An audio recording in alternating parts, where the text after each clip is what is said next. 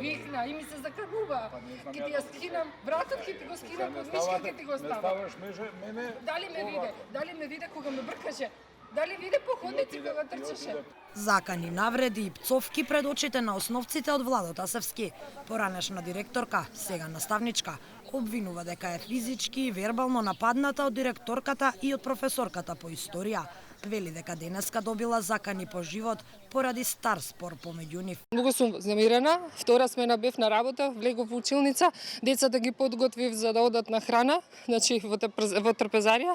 Дојде Елка Даскалова, влеземе, повика и реков дека не можам да ги оставам децата, дека ќе ми бидат сами. Она му нареди на обезбедувањето кое што е жена, значи има и жена и маж обезбедување да влезат во кујна со моите деца.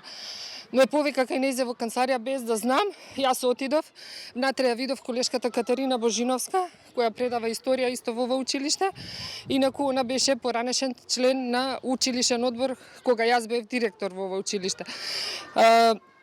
Не знаев зашто се случува, ни едната ни другата не сакаа да ми кажат.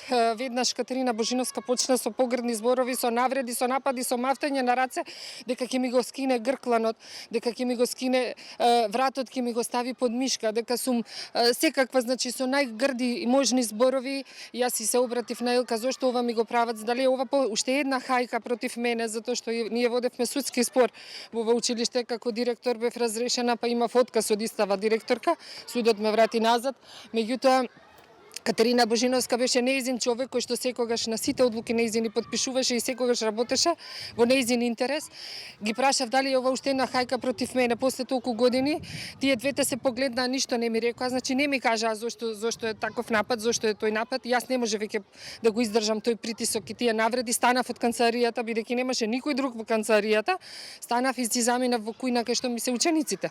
Таму двете се стрчаа по мене по ходници, дојдоа во училишната кујна, тоа може да ви го потврдат и учениците и жените кои што работат во кујна и пак почнаа да ме навредуваат. Кофиловска вели дека Стефче Акимовски ја разрешил кога ја сменил политичката страна, а откако судот ја вратил назад, постојано била тортурирана од актуелната директорка и професорка по историја.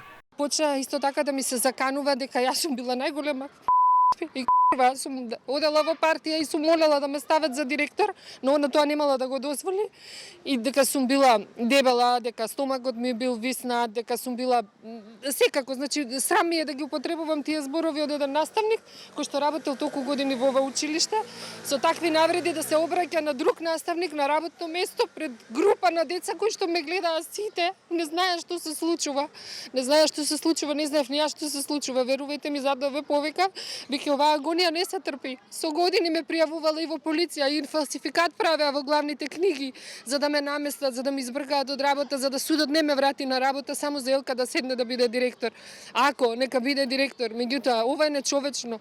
Овдека веќе не се оди на работа. Значи прашите го цел колектив ќе ви каже. Значи нема никаква енергија да се работи со децава, верувајте.